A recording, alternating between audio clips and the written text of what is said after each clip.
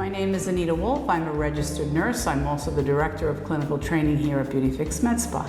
The training center is a place where registered nurses, nurse practitioners, physician assistants or physician associates, and medical doctors and dentists can come and learn to inject BOTOX and/or fillers.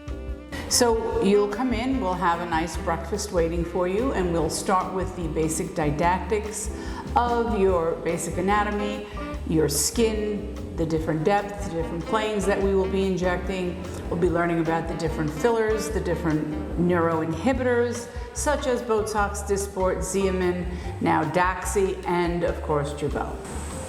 The class will begin at 9 and it usually finishes up pretty much around 5:30 p.m.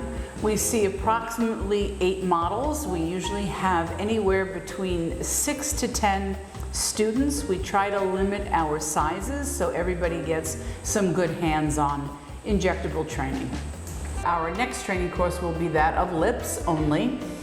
Each person will hopefully do 1.5 models, and we will learn to use different products for the lips depending on the outcome that we are looking for in each individual.